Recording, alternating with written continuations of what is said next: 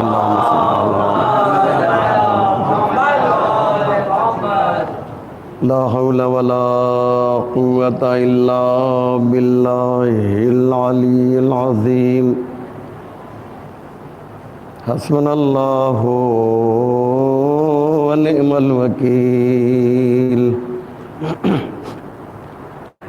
نعم المولى ونعم النصير أعوذ بالله من الشيطان اللعين الرجيم بسم الله الرحمن الرحيم الحمد لله رب العالمين والصلاة والسلام والتحية والإكرام على سيد الأنبياء والمرسلين شفيع المذنبين رحمة للعالمين مولانا ابو القاسم مصطفى محمد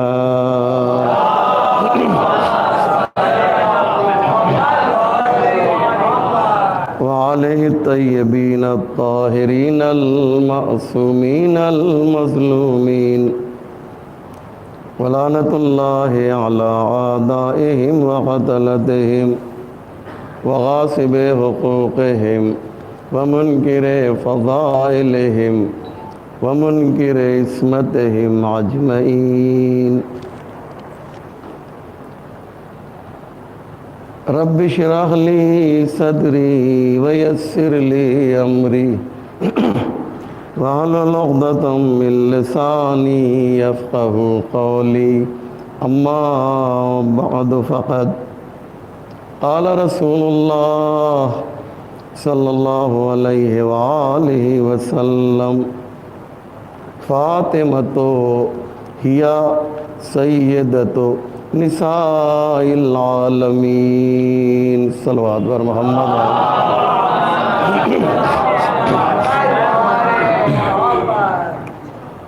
مومنین کرام مولانا فرمان صاحب تشریف لائیے آگے آئیے بھائی آپ جگہ یہاں پر ہے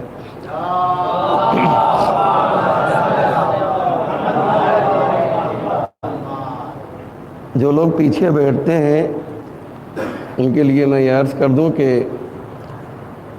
جماعت میں صف اول میں جو لوگ نماز پڑھتے ہیں یہ متفق فیصلہ اور یہ روایت بھی ہے اور تمام علماء نے کہا ہے کہ جو پہلی صف میں جو حضرات ہوتے ہیں ان کا ثواب زیادہ ہے جو پیچھے رہا کرتے ہیں. تو اگر نماز کے لیے یہ حکم ہے جو ایک عبادت ہے تو کیا مجلس کے لیے یہ حکم نہیں ہونا چاہیے کہ جو محافظ عبادت ہے. لہذا شب شہادت ہے اور اس مناسبت سے کچھ عرائض آپ کی خدمت میں پیش کرنا چاہتا ہوں. اور ایک بہت ہی مشہور پیغمبر اسلام کی حدیث کو اپنی تقریر کے لیے اپنے موضوع کے لیے تقریر کے لیے موضوع قرار دیا ہے جس میں ارشاد ہو رہا ہے کہ فاطمۃ ہی سیدۃ نساء العالمین، میری بیٹی فاطمہ یہ عالمین کی عورتوں کی سردار ہے. آیت اللہ جوادی عاملی نے یہاں پر ایک بات بہت ہی قیمتی کہی کہ دو لفظ ہیں جو حدیثوں میں پائے جاتے ہیں. ایک لفظ حاذا ہے اور ایک لفظ حیا ہے. بہت توجہ کیجیے گا، مجمع مختصر ضرور ہے لیکن انشاءاللہ میں کنجوسی نہیں کروں گا گفتگو کرنے میں انشاءاللہ. بہت توجہ کیجیے، مجلس سے آپ لوگ سنتے رہتے ہیں اور یہ میرا اپنا ذاتی نقطہ نہیں ہے. مولانا تشریف فرما ہے علماء حضرات جانتے ہیں کہ آیت اللہ جوادیہ عملی کوئی معمولی شخصیت کے مالک نہیں ہے. اگر ٹاپ 5 علماء کا انتخاب کیا جائے گا تو ہی will be one of them, یہ ان میں سے جو ہیں ایک ہوں گے. آیت اللہ جوادیہ عملی. توجہ کیجئے کیا خوبصورت بات کہتے ہیں. وہ کہتے یہ ہیں کہ 2 لفظ ہمیں حدیث میں ملا ہے، ایک لفظ حیا ہے اور ایک لفظ حاذا ہے. توجہ کیجئے گا، لفظ حیا جو ہے وہ فاطمہ کے لیے استعمال کیا ہے جو اصحاب کے درمیان مسجد نبی میں استعمال کیا، اور ایک لفظ حاذا ہے جو میدان ولایت میں استعمال کیا اور مولا علی کے لیے استعمال کیا. من کنت مولا ہو فہذا علی مولا. ایک کو میدان ولایت میں بیان کیا، دوسرے کو میدان عبادت میں بیان کیا. تو یہ ہے نا محترم، حاذا فاطمہ، تو یہ فاطمہ جو ہے سیدۃ نساء العالمین. بات آ گئی ہے تو سنیں کہ ایک صحابی کھڑا ہو گیا، ایک صحابی جو ہے وہ فوراً کھڑا ہو گیا اور کہنے لگا کہ یا رسول اللہ، یہ جو آپ کہہ رہے ہیں کہ فاطمہ عالمین کی عورتوں کی سردار ہے. توجہ کیجئے گا عزیزو، فاطمہ عالمین کی عورتوں کی سردار ہے، تو یہی بات تو جناب مریم کے لیے بھی ہے. یاد رکھیے گا، جناب مریم بھی عالمین کی عورتوں کی سردار ہیں. یاد رکھیے گا، جناب مریم کا ہم بہت احترام کرتے ہیں، ان کی بہت ہی عظمت ہے. اور یہ بات جو صحابی رسول نے کہی، میرا دل یہ کہتا ہے عزیزو، میرا دل یہ کہتا ہے کہ اس نے ایک محبت کی بنیاد میں کہی تاکہ لوگوں تک عظمت زہرا جو ہے پہنچ سکے. کہ یہی بات تو جناب مریم کے لیے بھی ہے. میں آیت پڑھ دیتا ہوں تاکہ جو لوگ سوچتے ہوں گے جناب مریم کے لیے بھی لفظ عالمین استعمال کیا گیا. جی ہاں، خود قرآن نے استعمال کیا. ارشاد ہوتا ہے کہ یا مریم ان اللہ اصطفاک وطہرک واصطفاک علی نساء العالمین. اے مریم، اللہ نے تمہیں جو ہے عالمین کی عورتوں میں منتخب کیا اور تمہیں عالمین کی عورتوں کے لیے سردار بنایا. یہ میں لفظی ترجمہ نہیں کر رہا ہوں، اصطلاحی ترجمہ کر رہا ہوں. تو مریم بھی عالمین کی عورتوں کے لیے سردار، اور فاطمہ زہرا بھی عالمین کی عورتوں کے لیے سردار. یہ کون سوال کر رہا ہے مجھے بتائیے؟ یہ سوال کون کر رہا ہے؟ ایک صحابی رسول ہے جو یہ سوال کر رہا ہے. تو فوراً جو ہے پیغمبر نے کہا بہت اچھا سوال کیا تم نے، بہت بہترین سوال کیا تم نے. کیوں؟ اس لیے کہ اس سے فاطمہ زہرا کی عظمت سمجھ میں آئے گی.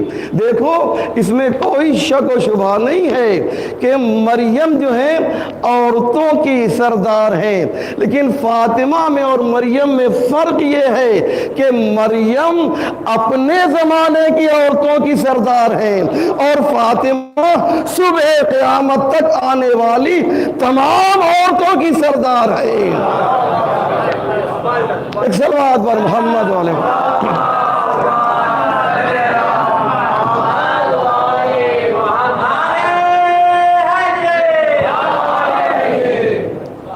تو لہٰذا یہ ذہن میں رکھیے گا.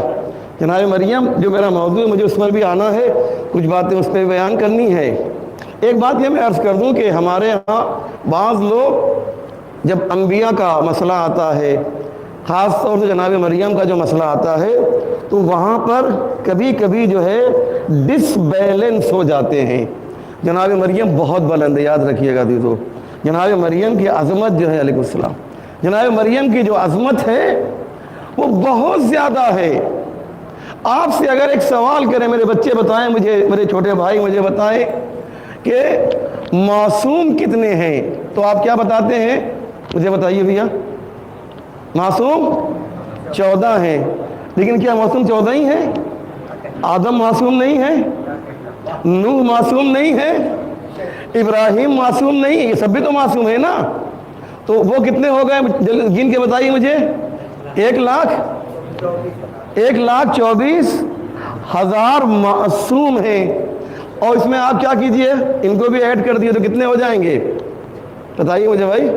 1,24,000 اور 13. 1,24,013. ابھی تو آپ 14 کہہ رہے تھے, یہ آپ نے ایک کم کیوں کر دیا؟ اس لیے کہ پیغمبر اسلام 1,24,000 میں آ گئے. تو آپ کے حساب سے معصوم کتنے ہوئے؟ 1,24,000 جی 13 ہوئے. لیکن یہ آپ کے اعتبار سے ہیں, قرآن کے اعتبار سے نہیں ہیں. بہت توجہ کیجئے گا. قرآن کے اعتبار سے معصوم جو ہیں 1,24,014 ہیں. توجہ کریں کیا کہہ رہا ہوں, 1,24,014 معصوم ہیں. یہ مجلس جو ہے ریکارڈ ہو رہی ہے, اس لیے آج جو ہے ادھر ادھر ہم بہک نہیں سکتے ہیں. ہمارے پاس جو ہے دلیل ہونا چاہیے. وہ 14واں معصوم کون ہے؟ بہت توجہ کیجئے گا. 14واں معصوم وہ ہے کہ جسے مریم کہا جاتا ہے. توجہ کر رہے ہیں نا. اور جناب مریم کے لیے بھی آیت اللہ قراتی کہتے ہیں کہ جس طرح سے حضرت فاطمہ زہرا کے لیے آیت تطہیر نازل ہوئی ہے, اسی طرح سے جناب مریم کے لیے بھی آیت تطہیر نازل ہوئی ہے. اندازہ لگا رہے ہیں؟ جناب مریم کے لیے بھی آیت تطہیر نازل ہوئی ہے. اب تک تو ہم یہی سنتے آئے تھے کہ آیت تطہیر جو ایک اہل بیت کے لیے ہے. میں وہاں بھی آؤں گا کہ فرق کیا ہے مریم میں اور زہرا میں. تو ایک بات اور عرض کر دوں کہ آیت تطہیر 2 نہیں ہے. مولانا فرمان صاحب آپ مجھے بتائیں, میں غلط تو نہیں کہہ رہا ہوں.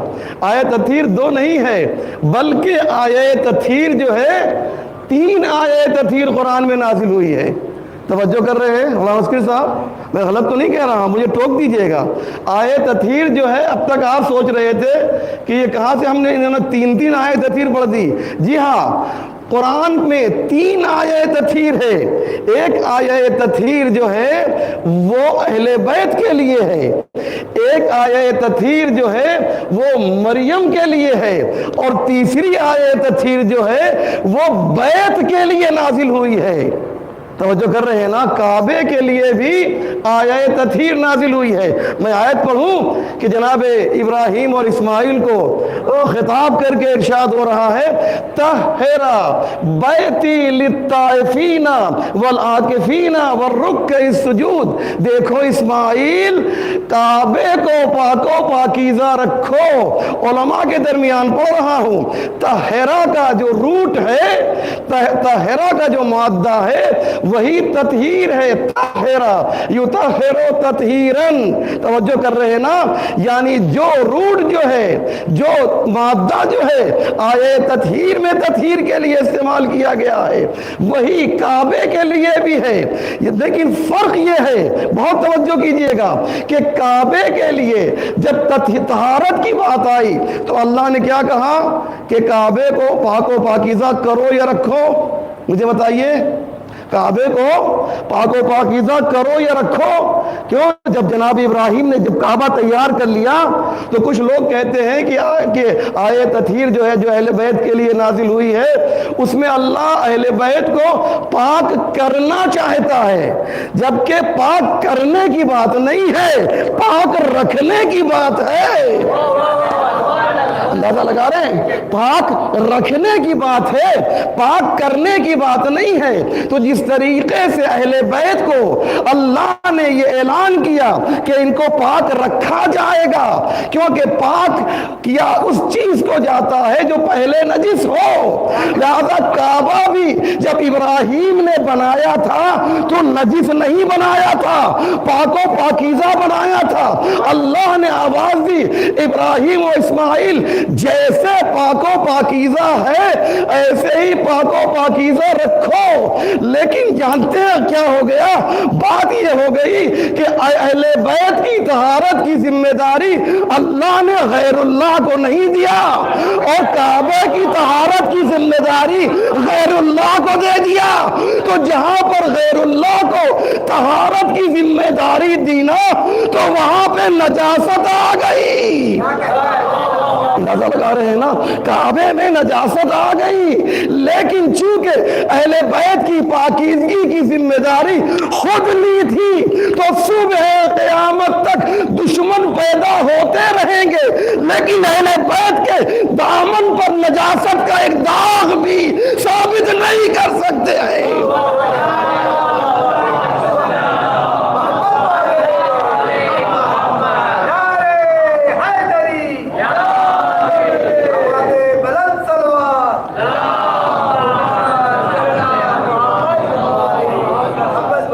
اندازہ لگا رہے ہیں؟ تو ایک آیت تطہیر جو ہے اہل بیت کے لیے، ایک آیت تطہیر بیت کے لیے، لیکن بیت کی طہارت کی ذمہ داری انسانوں کو دے دی، اہل بیت کی طہارت کی ذمہ داری خود رکھی۔ ایسے ہی جناب مریم کی طہارت کی ذمہ داری اللہ نے کسی اور کو نہیں دی۔ کس کو دی؟ خود رکھی۔ طہارت مریم کی ذمہ داری خود لی اپنے اوپر۔ کیا کہا؟ یا مریم ان اللہ اصطفاکی، بہت توجہ کی، ان اللہ، دیر از نو ڈاؤٹ، اس میں کوئی شک نہیں ہے کہ اللہ کا، یہ اللہ کے ان اللہ اصطفاکی، کہ اللہ نے تمہیں منتخب کیا ہے، وطہرکی، اور تمہیں پاک و پاکیزہ کیا نہیں ہے میرے بھائی۔ جو لوگ کہتے ہیں اہل بیت کو پاک و پاکیزہ رکھا ہے، کیا ہے، میں ان سے بتانا چاہتا ہوں کرنے کی بات نہیں ہے، رکھنے کی بات ہے۔ طہر کے، تمہیں پاک و پاکیزہ رکھا۔ تو مریم بھی، توجہ کیجئے گا، مریم بھی معصومہ ہیں اس آیت تطہیر کی وجہ سے، فاطمہ زہرا بھی معصومہ ہیں اس آیت تطہیر کی وجہ سے، لیکن ڈاکٹر شریعتی کہتے ہیں فاطمہ فاطمہ است و مریم مریم، اللہ اکبر، فاطمہ فاطمہ ہے، فاطمہ کا مقابلہ جو ہے کسی سے نہیں ہو سکتا۔ جناب مریم کے پیر کے نیچے کی جو خاک ہے نا، وہ ہمارے لیے سرمے چشم ہے، یاد رکھیے گا، وہ ہماری آنکھوں کے لیے جو ہے شفا ہے، ان کے پیر کے نیچے کی مٹی۔ لیکن یاد رکھیے گا فاطمہ میں اور مریم میں بہت فرق ہے۔ فرق کیا ہے اسے آپ سن لیجئے کہ جب جناب فاطمہ زہرا سلام اللہ علیہا کی ولادت ہوتی ہے،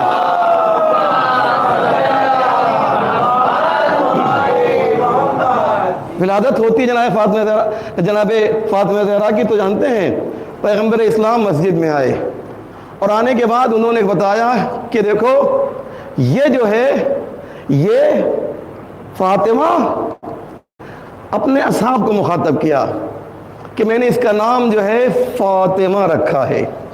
یاد رکھیے گا آپ کا نام فاطمہ ہے، زہرا آپ کا نام نہیں ہے، یاد رکھیے گا، زہرا لقب ہے اور فاطمہ نام ہے۔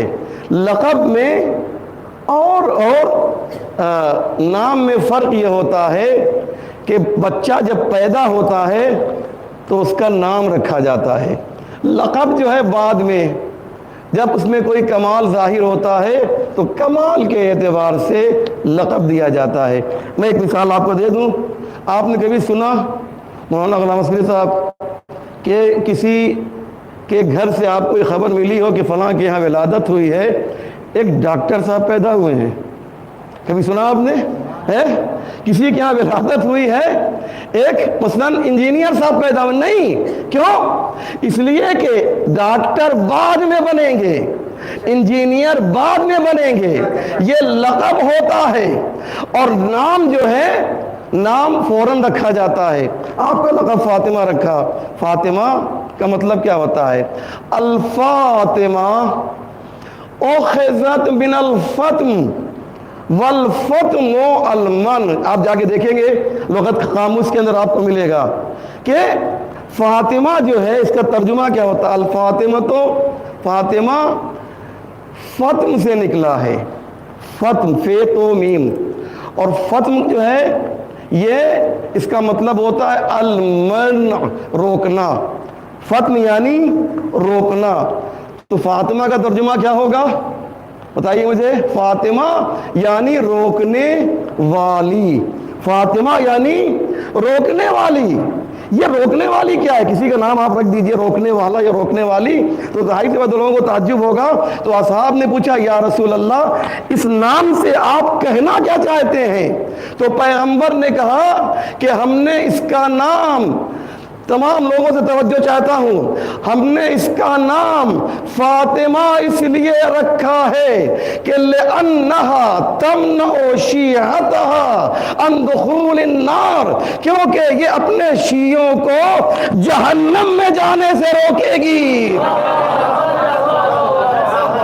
اندازہ لگا رہے ہیں، جہنم میں جانے سے روکے گی، اس لیے جو ہے اس کا نام میں نے فاطمہ رکھا ہے۔ تو میں نے کہا فاطمہ فاطمہ ہے، مریم، مریم کیا ہے؟ مریم ہے۔ مریم کا مطلب کیا ہوتا ہے؟ اور ہم حضرات بیٹھے ہوئے ہم ان سے پوچھیے گا، تفصیل جو ہے انشاءاللہ مولانا بتائیں گے انشاءاللہ کسی خطبہ جمعہ وغیرہ میں، لیکن فی الحال مجھ سے ایک سنٹینس سن لیجئے کہ مریم کا ترجمہ کیا ہوتا ہے۔ جب آپ لغت میں دیکھیں گے نا، مفردات راغب وغیرہ میں آپ دیکھیں گے تو آپ کو ملے گا کہ مریم کا مطلب ہوتا ہے عابدہ، عبادت کرنے والی۔ مریم جو ہے عبادت کرنے والی۔ فاطمہ کا مطلب کیا ہوتا ہے؟ بولیے، روکنے والی۔ مریم عبادت کرنے والی، فاطمہ روکنے والی۔ یعنی اگر میں نماز پڑھ رہا ہوں مثال کے طور پر، تو مولانا فرمان صاحب کو میری نماز سے کیا فائدہ پہنچے گا؟ میں اگر عبادت کر رہا ہوں تو میری عبادت سے آپ لوگوں کو کیا فائدہ پہنچے گا؟ فائدہ نہیں پہنچے گا نا، کہ میری عبادت جو ہے مشتق محدود ہے نا۔ پتہ نہیں میری بات آپ تک پہنچی یا نہیں پہنچی؟ میری بات آپ تک پہنچی نہیں پہنچی؟ فاطمہ یعنی جہنم میں جانے سے جو اپنے شیعوں کو روکے اسے کہا جاتا ہے، اور مریم یعنی عبادت کرنے والی۔ تو اب مجھے کہنے دیجئے، جو خود کو جہنم میں جانے سے روک لے اسے مریم کہا جاتا ہے، اور جو دوسروں کو بھی روک لے اسے فاطمہ کہا جاتا ہے۔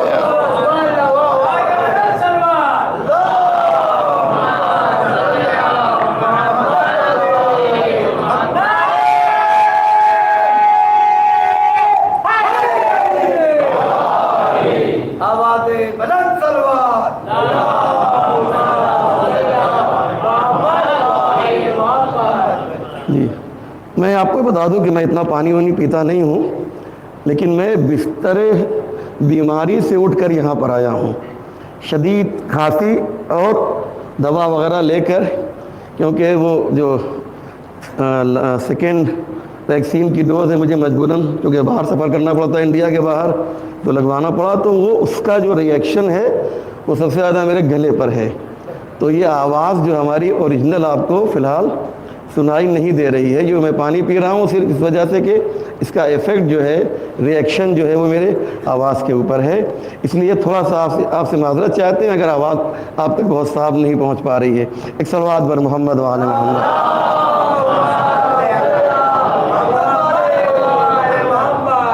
اور ہر جگہ میں دیکھتا ہوں یہاں پہ گھڑی ہے ماشاءاللہ، میں گھڑی تلاش کر رہا تھا کدھر ہے، تو چلیے ماشاءاللہ یہاں پہ گھڑی ہے۔ تو ہونا یہ چاہیے کہ ذاکر کے سامنے جو ہے ایک گھڑی ہونا چاہیے، تاکہ وہ اسی حساب سے جو ہے مجلس کو جو ہے سیٹ کرتا رہے۔ بہرحال عزیزو، جو بات مجھے آپ تک پہنچانی ہے وہ یہ ہے کہ ایک لقب ہے آپ کا، اور میرے اعتبار سے آپ پتہ نہیں اس وقت کہاں تک جو ہے میرا ساتھ دیتے ہیں، آپ کے بہترین القاب میں سے ایک لقب ہے ام ابیہا، ایک لقب ہے آپ کا ام الائمہ، اور ایک لقب ہے آپ کا محافظہ ولایت و امامت۔ اب مجھے آپ بتائیے کہ ان تمام، اور بھی کئی القاب ہیں، لیکن ان تینوں القاب میں مجھے جو لقب سب سے زیادہ اچھا لگتا ہے، تو کسی کا جواب نہیں ہے، اہل بیت علیہ السلام کے سلسلے میں آپس میں جو ہے نہیں کہہ سکتے کہ یہ کم ہے یہ زیادہ ہے، بڑی مشکل مرحلہ ہے۔ اور شاعر نے بڑی پیاری بات کی، مجھے شعر وغیرہ زیادہ پڑھنے آتا نہیں ہے، تو شاعر نے بڑی اچھی بات کہی کہ ثانی نہیں جہاں میں کوئی اہل بیت کا، ثانی نہیں، ارے بھائی آپ تو ماشاءاللہ شاعر ہیں، ثانی نہیں جہاں میں کوئی اہل بیت کا، ہر فرد اس میں آپ ہی اپنا جواب ہے، ہر فرد اس میں آپ ہی اپنا جواب ہے۔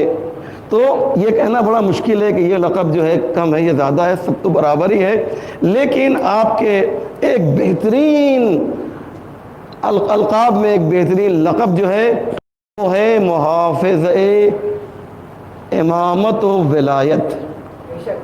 یہ حفاظت کرنا کیا ہے؟ جناب فاطمہ زہرا نبی ہیں؟ بولیے نہیں ہیں۔ امام ہیں؟ امام بھی نہیں ہیں، نہ نبی ہیں اور نہ ہی امام ہیں، لیکن محافظ ولایت و امامت ہے۔ آپ نے جس ماحول میں، اس ماحول میں ولایت کی حفاظت کی ہے۔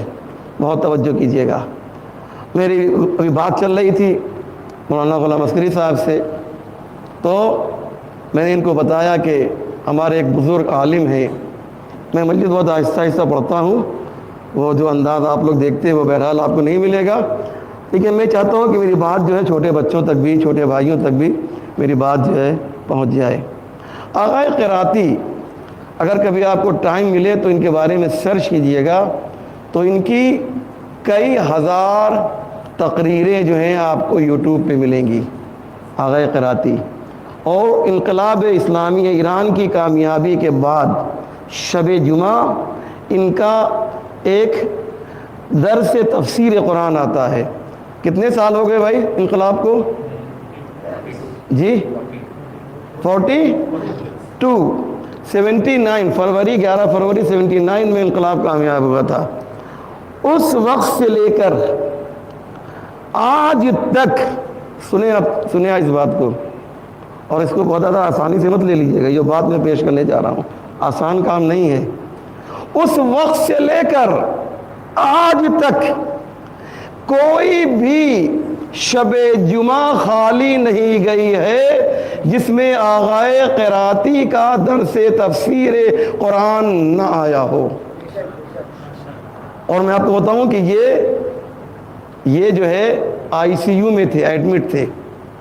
بہت بڑی بات ہے، بہت بڑی بات ہے، اتنا آسان نہیں ہے اس بات کو جو ہے سمجھ لینا۔ ہمارے علماء کو پہچانیے، بہت سے لوگ علماء کے خلاف بولتے ہیں، جب ان کو ان کے حقائق معلوم ہوں گے تو سمجھ میں آئے گا۔ آئی سی یو میں تھے وہ، اور انہوں نے آئی سی یو سے جو ہے میں بیٹھ کر اس ہفتے کا درس سے تفسیر قرآن دیا ہے۔ سوچ سکتے ہیں آپ لوگ کتنا آسان ہے۔ صاحب جواہر نے جو ہے قسم کھائی تھی، یعنی نذر کیا تھا کہ مجھے اتنا پیج ہر روز لکھنا ہے۔ صاحب جواہر کا بیٹا جو ہے، جوان بیٹا مر گیا، دنیا سے رخصت ہو گیا، اس کا جنازہ رکھا ہوا ہے، اور یہ مرد بزرگ صاحب جواہر اپنے بیٹے کے جنازے کے پاس بیٹھ کر جو ہے جواہر کتاب لکھ رہے ہیں۔ سوچ سکتے ہیں آپ عزیزو، ہمارے استاد مولانا، آپ نے شاید سنا ہوگا آغا اعتمادی کا نام، رسائل ایک کتاب ہے ایران میں، رسائل بہت بڑی کتاب ہے، اس کا پڑھنے والا بہت بڑا عالم ہوتا ہے، تو جو پڑھائے گا وہ کتنا بڑا ہوگا آپ یہ سمجھ لیجئے۔ رسائل کا سب سے اچھا استاد، بہت بڑی بات کہہ رہا ہوں میں، ایک ہوتا ہے بیسٹ، ایک ہوتا ہے ون آف دا بیسٹ۔ میں ون آف دا بیسٹ کی بات نہیں کر رہا ہوں، بیسٹ کی بات کر رہا ہوں۔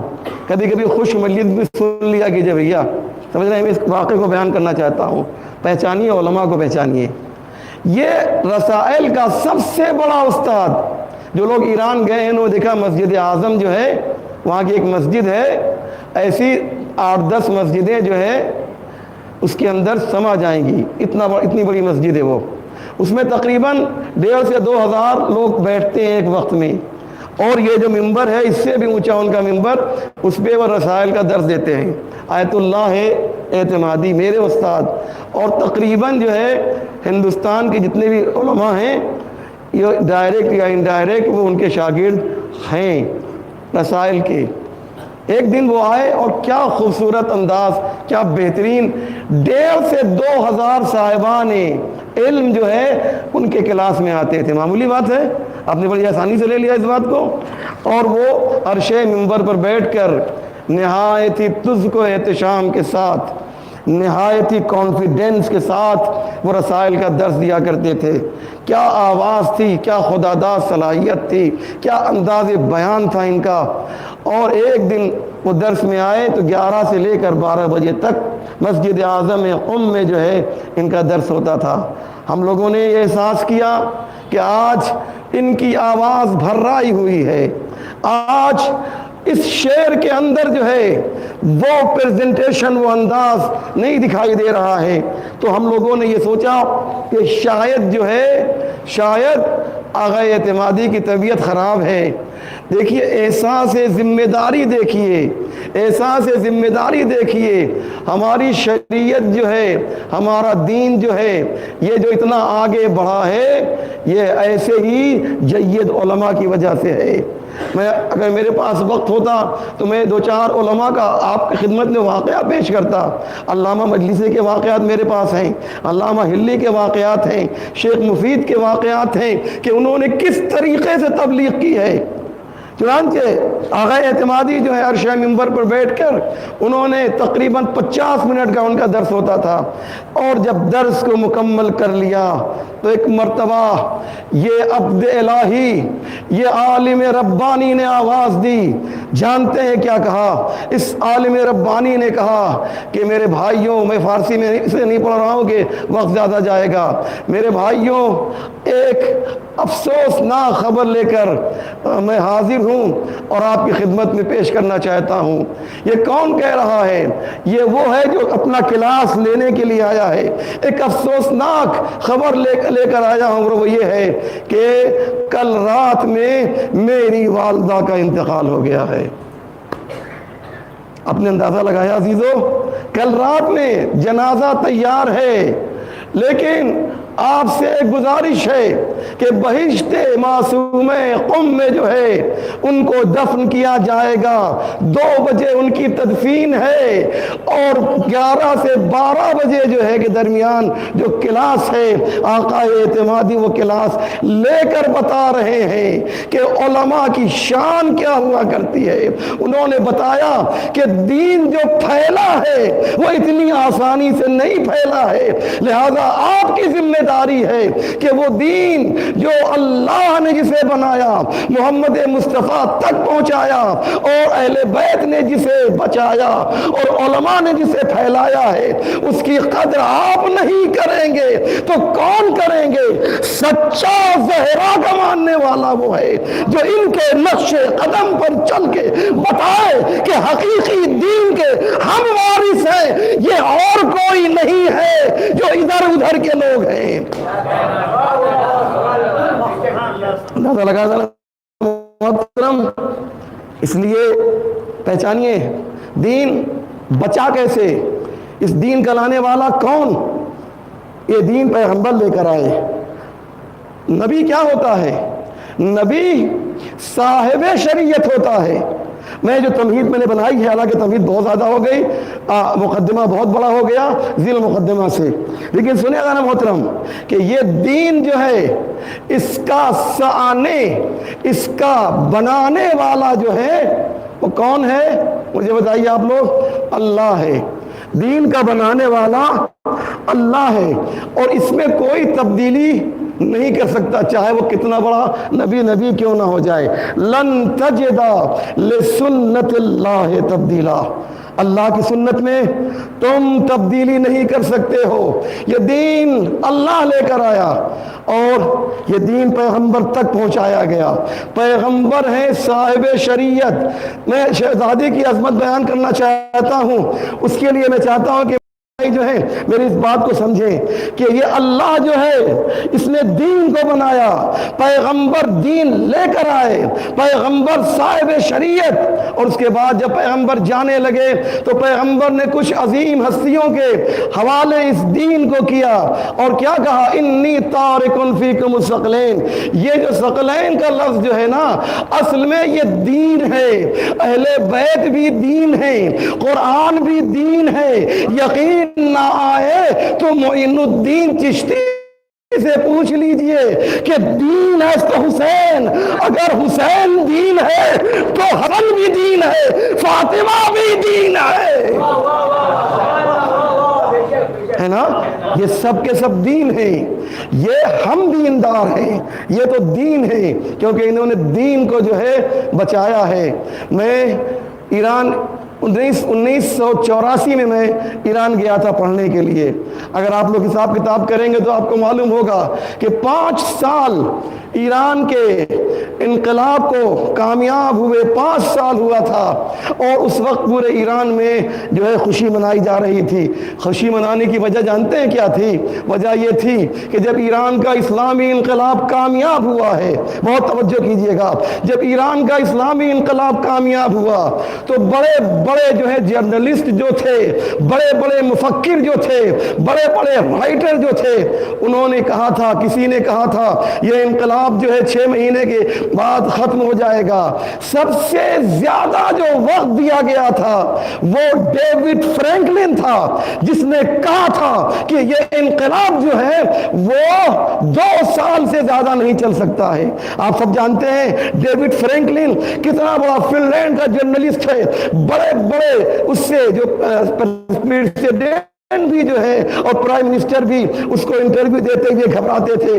وہ کہتا یہ ہے کہ جب 2 سال ہو گیا, اس نے کہا 2 سال سے زیادہ جو ہے, اور اس نے یہ بھی کہا تھا کہ ہم نے جو بات اب تک کہی ہے وہ سب سچ ہو کر رہی ہے, لیکن یہ اللہ والے ہیں, اسے کیا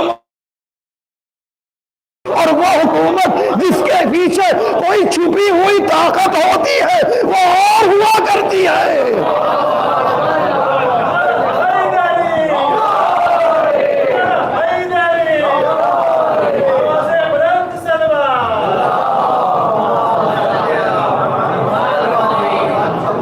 اندازہ لگا رہے نا مطلب, وہ اور ہوتے ہیں.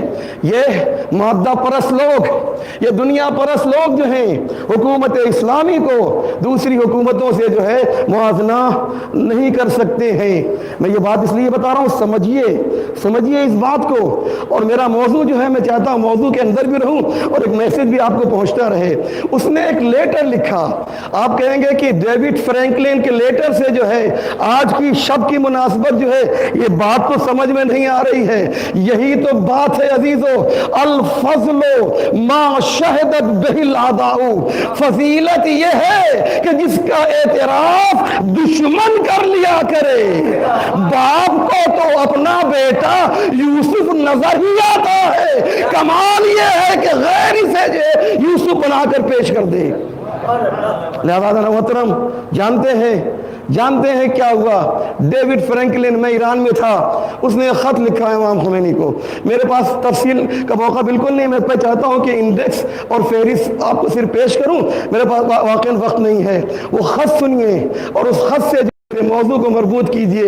وہ کہتا ہے, وہ خط لکھتا ہے کہ امام خمینی میں آپ کو سلام کرتا ہوں, کیونکہ میں نے جو حساب کتاب لگایا تھا اس سے ہمارے حساب سے یہ بات سمجھ میں آئی تھی کہ چونکہ ایران کا انقلاب اس کی بنیاد میں تشیع تھی. یاد رکھیے گا عزیزو, جملہ ضائع نہ ہونے دیجئے گا, اس کی بنیاد میں تشیع ہے. اس کا جملہ سنیں عزیزو, اس نے تشیع کہا اور اس کے بعد بات کہا اسلام نہیں بلکہ تشیع تھی، ہم اسلام سمجھ رہے تھے، ہم نے سوچا تھا اس کی بنیاد میں اسلام ہے، اس لیے 2 سال کا ٹائم دیا تھا، لیکن ہمیں کیا معلوم کہ اسلام اور ہوتا ہے، تشیع اور ہوتی ہے۔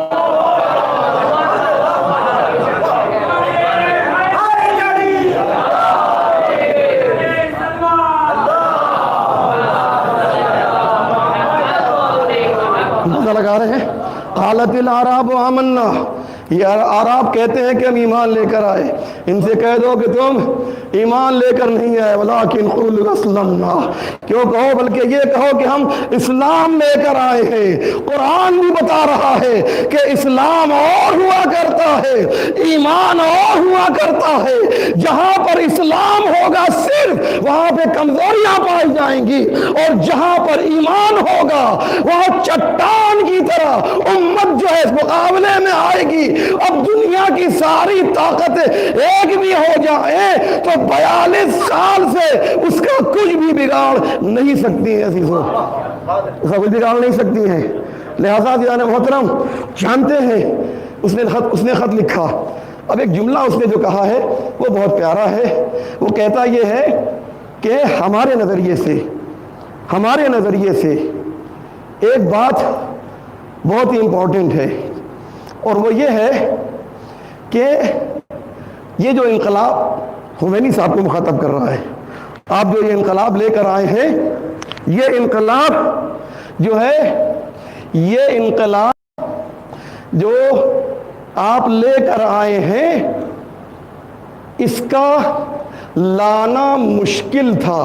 دیکھیے میرے کہ جملے کو جو ہے ضائع نہ ہونے دیجیے گا، ہم لوگ مجلس پڑھ کے جو ہے عادی ہو گئے ہیں، یہ سمجھ لیتے ہیں کہ کس کے دل میں ہماری بات اتری ہے اور کس کے اوپر سے جی گزر گئی۔ وہ چہرے کا جو ہے ہاؤ بھاؤ، وہ آپ کا شاداب چہرہ، وہ مسکراتا ہوا چہرہ جو ہے، یاد رکھیے گا مومن کی پہچان یہ ہے کہ اس کا چہرہ جو ہے اس کے مسکراہٹ ہونی چاہیے۔ البشاشت حبالۃ المودہ، بشاشت کشادہ روئی جو ہے یہ محبت کا پھندا ہے۔ ہمارے 5ویں امام فرماتے ہیں کہ تبسم الرجل فی وجہ اخیہ حسنا، ایک مومن دوسرے مومن کو دیکھ کر مسکرا دے تو اس کے نام اعمال میں ایک نیکی لکھ دی جاتی ہے۔ کیا کیا بھیا، کتنا پیسہ خرچہ ہو گیا آپ کا؟ ایک مسکرا دیا آپ نے دیکھ کر، مولانا اسلم کو دیکھا آپ نے، مجھے دیکھا میں نے آپ کو دیکھا، ہلکی سی مسکراہٹ، قہقہا نہیں، مسکراہٹ۔ جناب سلمان فارسی کہتے ہیں کہ مجھے بڑا تعجب ہوتا ہے ان لوگوں پر کہ جو قیامت پر یقین رکھتے ہیں، عذاب جہنم کے بارے میں رکھتے ہیں، اس کے بعد بھی قہقہا لگا کر ہنستے ہیں۔ تو قہقہا جو ہے مذموم ہے، لیکن تبسم، اسمائلنگ، مسکراتا ہوا چہرہ، یہ آپ یہ کیا ہے؟ محبت کا پھندا ہے۔ کسی کو دیکھ کے ذرا مسکرا دیجئے، کتنا خوش ہو جاتا ہے نا؟ تو مومن کی پہچان کیا ہے؟ مسکراہٹ۔ مومن جذب کرنا، اس کا قوے جاذبہ جذب کرنے کی جو صلاحیت ہے وہ مضبوط ہونا چاہیے مومن کی۔ لہذا میں جو بات کہہ رہا تھا وہ کہ ڈیوڈ فرینکلن کہتا ہے کہ میں آپ کی خدمت میں جو بات مجھے عرض کرنا ہے وہ یہ، پوری تمہید میں شہزادی کے سلسلے میں پیش کرنا چاہ رہا ہوں۔ بہت کم آپ نے دیکھا ہوگا کہ کتاب کا مقدمہ جو ہے مثلاً 100 پیج کا ہو اور اصل کتاب جو ہے وہ 2-3 پیج میں ہو۔ آج تقریباً یہی ہو رہا ہے، لیکن مجھے ایک میسج دینا ہے، ایک پیغام دینا ہے۔ مجلسیں تو آپ بہت سنتے ہیں اور مجھ سے سارے علماء بہتر ہیں اور مجھ سے بہتر انداز میں تقریر کرتے ہیں، لیکن میں چاہتا ہوں کہ آج ایک میسج لے کر جائیے، آج ایک پیغام لے کر جائیے۔ آپ اس فرش پر بیٹھے ہیں کہ یہ وہ فرش ہے جو رش کے ملائکہ ہے. یاد رکھیے گا یہ رش کے ملائکہ ہے یہ فرش جو ہے. چنانچہ ڈیوڈ فرینکلن کہتا ہے اللہ اکبر کہ انقلاب کا لانا جو ہے وہ مشکل کام ہے لیکن انقلاب کا بچانا اس سے بھی زیادہ مشکل کام ہے. انقلاب کا بچانا جو ہے یعنی کیا مقصد؟ کوئی چیز جو ہے کسی چیز کی بنیاد ڈالنا، یہ کہنا چاہتا ہے کسی چیز کی بنیاد ڈالنا، فاؤنڈیشن ڈالنا، یہ کام وہاں مشکل ہوتا ہے. یہ مسجد جو آپ نے بنائی ہے اس کا بنانا آسان نہیں ہے، اس کا بنانا مشکل ہے لیکن اس کا بچانا جو ہے وہ اس سے بھی زیادہ مشکل ہے. کیونکہ جب آپ کوئی مسجد بناتے ہیں نا تو صدر ہے، سیکریٹری ہے، یہ پوسٹ، یہ وہ سارے اختلافات جو ہیں سامنے آتے. پتہ نہیں یہاں پر ہے مجھے نہیں معلوم لیکن ہم لوگ دیکھتے رہتے ہیں کہ اس طرح کی چیزیں ہوتی ہیں. توجہ کر رہے ہیں نا؟ تو بچانا جو ہے مشکل ہے. اب اس نے ڈیوڈ فرینکلن نے، اب وہاں تک جو لوگ بیٹھے ہیں وہ توجہ کریں گے، ڈیوڈ فرینکلن نے ہمیں ایک بہت ہی خوبصورت بات، آپ نے میرا شروع کا جملہ سنا ہوگا نا، محافظہ شریعت، محافظہ ولایت و امامت جو ہے فاطمہ زہرا کا لقب ہے اور یہی میرا موضوع بھی ہے. اسی موضوع پر مجھے گفتگو کرنا تھا لیکن وقت مجھے زیادہ نہیں مل سکا. تو سنیں عزیزو، ڈیوڈ فرینکلن نے کہا کہ انقلاب لانا مشکل، انقلاب کو بچانا اس سے زیادہ مشکل. اس کے اندر ایک نقطہ ہے جو محبان اہل بیت کے لیے چھپا ہوا ہے اور نقطہ یہ ہے کہ دین کا لانا جو ہے مشکل کام ہے، دین کا بچانا اس سے زیادہ مشکل ہے.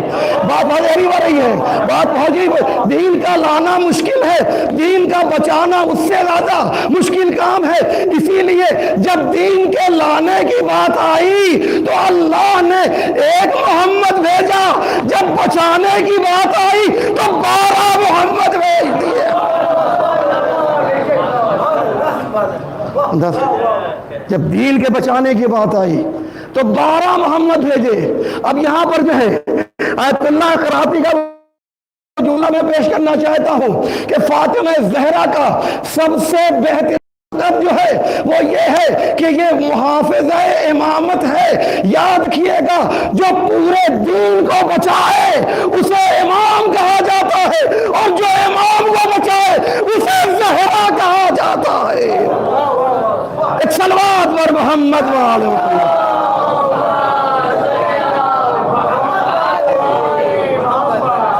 اندازہ لگا رہے ہیں میرے مطلب زہرا کیا ہے؟ پہچانیے یہ محافظ ہے. میرا موضوع یہی ہے، زہرا محافظہ ولایت ہے، زہرا محافظہ امامت ہے. اور ایک شخصیت اور بھی ہے، ایک شخصیت اور بھی ہے. میں چاہتا ہوں ذرا سے مربوط کر دوں بات کو کہ جس کا نام نہیں بلکہ لقب ثانی زہرا ہے نا؟ ثانی زہرا ہے. ارے ثانی زہرا ہے تو اس میں کچھ تو مماثلت ہونی چاہیے نا، کچھ تو مماثلت ہونی چاہیے نا. تو یاد رکھیے گا جناب سید سجاد کو جناب زینب اپنی پشت پر جلتے ہوئے خیمے سے نہیں نکال رہی ہے بلکہ وہ کام جو پہلے علی کے لیے زہرا نے کیا تھا وہی کام دوسرے علی کے لیے ثانیہ زہرا کر رہی ہے. ثانیہ زہرا کر رہی ہے وہی کام جو ہے. اس لیے یہ بھی محافظ ولایت ہے، یہ بھی محافظ امامت ہے. امامت کو مشورہ دیا ہے جناب زینب نے، جو ہے مشورہ دیا ہے. اور ہم لوگ بڑی آسانی سے یہاں سے گزر جاتے ہیں لیکن اگر میرے پاس وقت ہو تو میں اس کو بھی ذرا سا بیان کر دوں تاکہ جو ہے یہ احساس مجھے نہ ہو کہ بعد میں اس کو بیان کروں گا. اس کو مجھے بیان کر لینے دیجئے. کیوں ثانیہ زہرا کہا؟ کبھی آپ نے غور کیا عزیزو کہ آپ نے سید سجاد کو جلتے ہوئے خیمے سے بھی نکالا. کیا کام کیا جناب زینب نے, کیا کام کیا ہے. جلتے ہوئے خیمے سے بھی نکالا اور مسئلے شرعی بھی پوچھا نا. مسئلے شرعی کسی کو یاد ہے؟ آپ لوگ جانتے ہیں. ایک سوال, ایک مسئلہ پوچھا جناب زینب نے. وہ مسئلہ کیا تھا؟ بیٹا, اس حالت میں کہ ہمارے سر پہ چادر نہیں ہے, خیموں میں آگ لگی ہوئی ہے, خود کو جلا لیں یا بغیر رضا کے باہر نکل جائیں. یہ آپ سنتے رہتے ہیں, آپ نے ہزاروں بار یہ بات آپ نے سنی ہوگی. کیا کہ جناب زینب نے ایک مسئلہ پوچھا. آج میں نے کہا کہ مجھے ایک بہت امپورٹنٹ بات پیش کرنی ہے, کیونکہ ثانیہ زہرا ہیں اور جناب زہرا کی شب شہادت بھی ہے. بس اسی کو, اس کے بعد میں آپ کا زیادہ وقت نہیں لوں گا. یہ سنیے مسئلہ کیوں پوچھا, اور مسئلہ پوچھا کیا تھا. مسئلہ کیا پوچھا تھا؟ جناب زینب کون ہے آپ جانتے ہیں؟ جناب زینب محدثہ ہیں. جناب زینب عالم غیر معلمہ ہیں. جناب زینب مفسرہ قرآن ہیں. اس سے زیادہ چاہیے آپ کو؟ اس سے زیادہ کچھ چاہیے نہیں ہے. ابھی سن لیجئے. جناب زینب زہرا کی آغوش میں پلی ہے.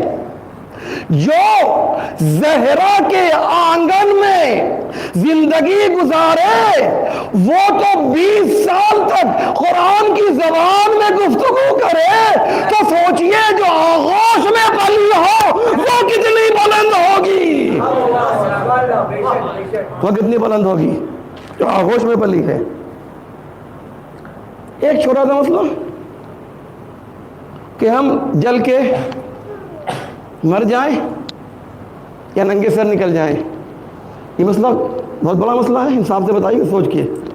یہ بہت بڑا مسئلہ ہے. یہ تو ہم سب جانتے ہیں کہ جان کا بچانا جی عارف بھائی واجب ہے نا. جان کا بچانا واجب. میں نماز پڑھ رہا ہوں اور سامنے ایک بچہ جو ہے ڈوب رہا ہے. یہ ایک انسان کہہ لیجئے, اس میں سب آ جائے گا, کوئی کسی مذہب سے بھی تعلق ہو.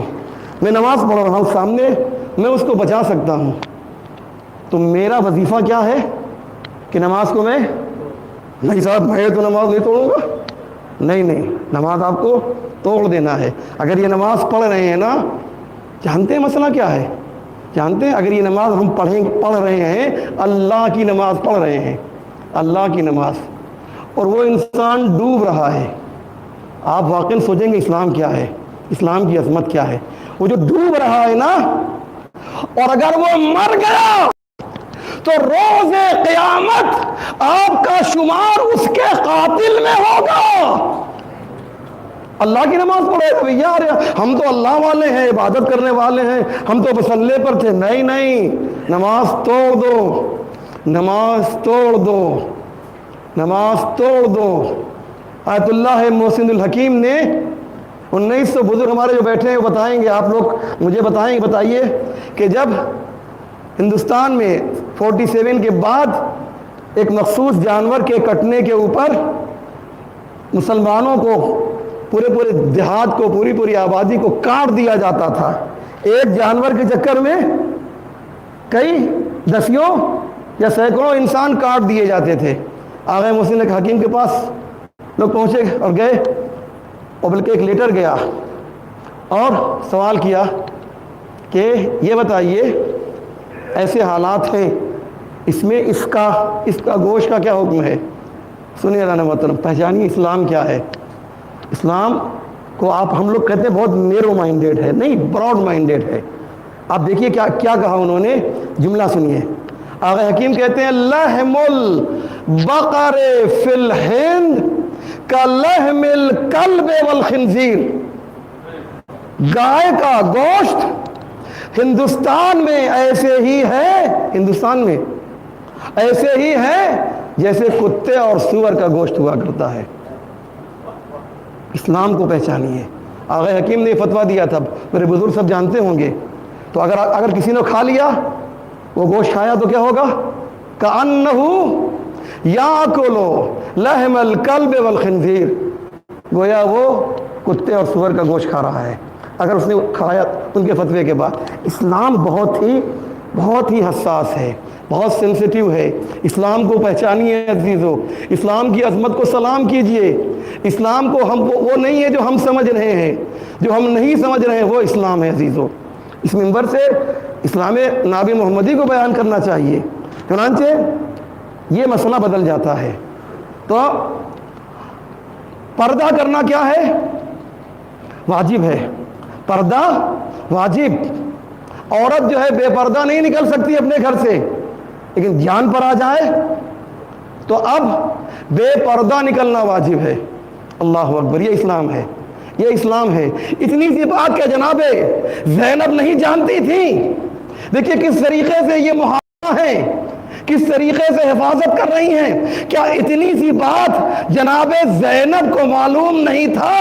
ارے وہ زینب کہ جو عالم غیر معلمہ ہے، ایک معصوم کی زبان سے یا امتی ہے عالمۃ غیر معلمہ، میری پھوپھی وہ عالمہ ہے کہ جسے کسی نے بھی علم نہیں دیا ہے، وہ عالم غیر معلمہ، اس کو اتنا سا مسئلہ نہیں معلوم تھا کہ جان کی حفاظت واجب ہے۔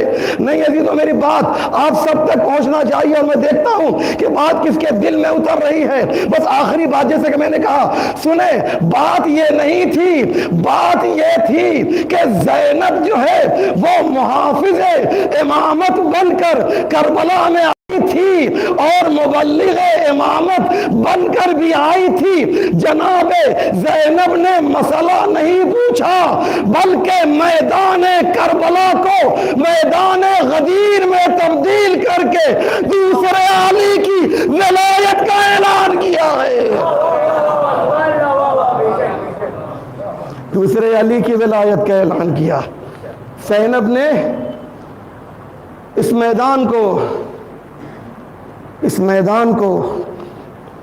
جسے میدان کربلا کہا جاتا ہے، اسے جو ہے جناب زینب نے میدان غدیر بنا دیا اور کہا یا رسول اللہ، اپنوں کے درمیان میں ولایت کا اعلان کرنا اور ہے، اور دشمنوں کے درمیان ولایت کا اعلان کرنا اور ہے۔ یہ تو آپ ہی سے سیکھا ہے ہم نے، یہ تو آپ ہی کی وجہ سے جو ہے ہم میں یہ کمال پیدا ہوا ہے، ہمارا نانا ایسا ہے۔ عزیزو، شب شہادت ہے، اللہ اکبر۔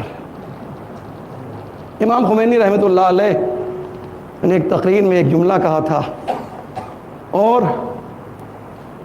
میرے پاس تو نہ وہ انداز بیان ہے اور نہ ہی وہ پاکیزگی قلب ہے جو امام خمینی میں پایا جاتا تھا۔ ایک جملہ کہا تھا، میدونی داغا فاطمہ مظلوم تاریخ است۔ جانتے ہیں آپ، فاطمہ مظلوم تاریخ ہے، تاریخ کی مظلومہ کو جو ہے فاطمہ زہرا کہا جاتا ہے۔ ہاں عزیزو، ان کے مصائب کے لیے ایک ہی جملہ کہہ دینا کافی ہے۔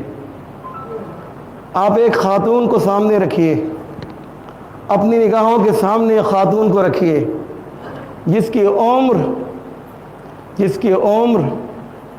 18 سال ہو، اور اس کے بعد اگر برداشت کر سکتے ہیں تو میرے اس جملے کو برداشت کیجئے کہ اس 18 سال کی عمر میں فاطمہ زہرا اس قدر کمزور ہو گئی تھی کہ عصا لے کر چلنے پر مجبور ہو گئی۔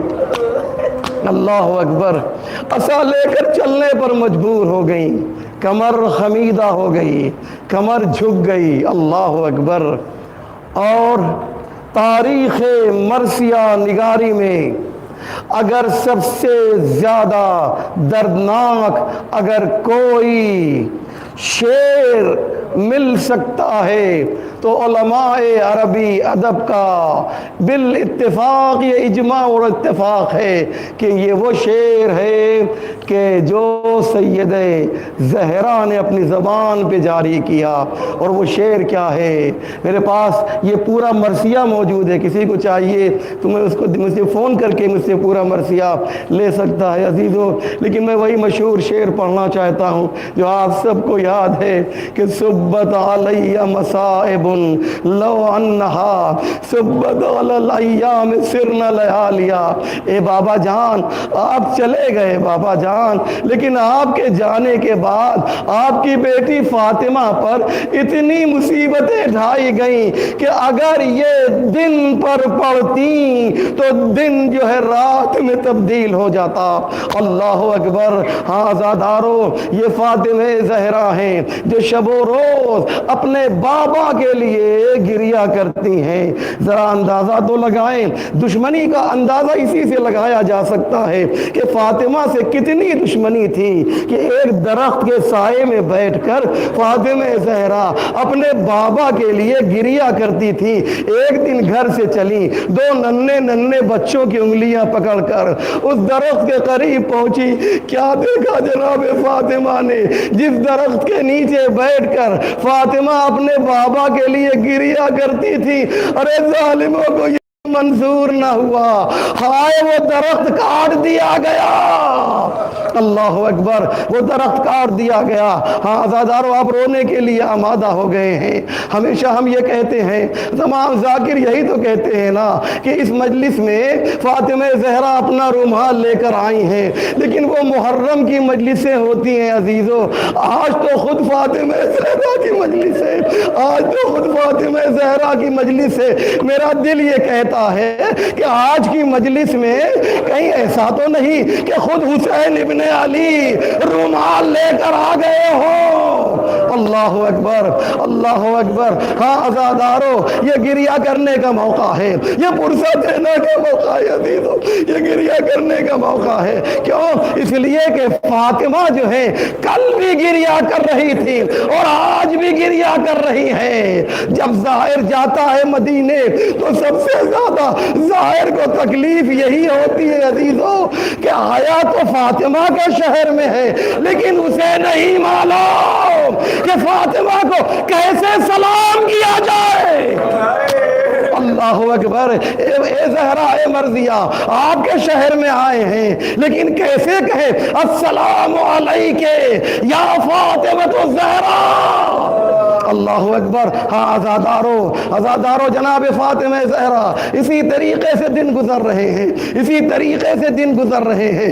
ایک دن کیا ہوا، ایک خبیث و ملعون جو ہے در سیدہ پر آتا ہے. اس کا نام قنفذ ہے.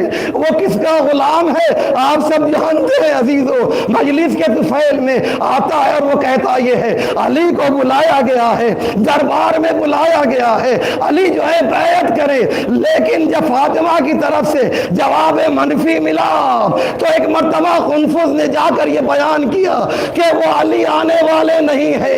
ایک مرتبہ ایک دوسرا ملعون اٹھا، در سیدہ پر گیا، آگوں لکڑیاں لے کر پہنچا. ہاں عزادارو، ایک مرتبہ آواز دی، اے فاطمہ، ارے علی کو نکال دو گھر سے ورنہ اس دروازے میں آگ لگا دیں گے، اس گھر میں آگ لگا دیں گے.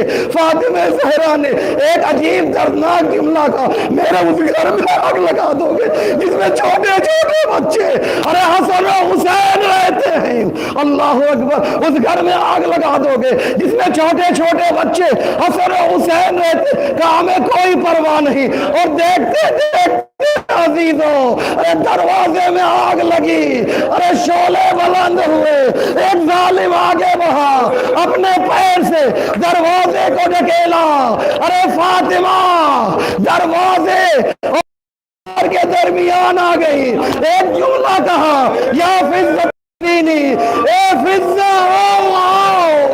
ارے میری پسلی ٹوٹ گئی ہے، اے فضا آؤ، میں کہوں گا شہزادی ارے فضا کو کیوں بلا رہی ہے، علی کو کیوں نہیں بلاتی؟ عجب نہیں آواز، علی کو بلائے تو کیسے بلائے؟ دیکھتے نہیں ہو علی کے گلے میں رسی باندھ کر اس طریقے سے لے جایا جا رہا ہے جیسے جانور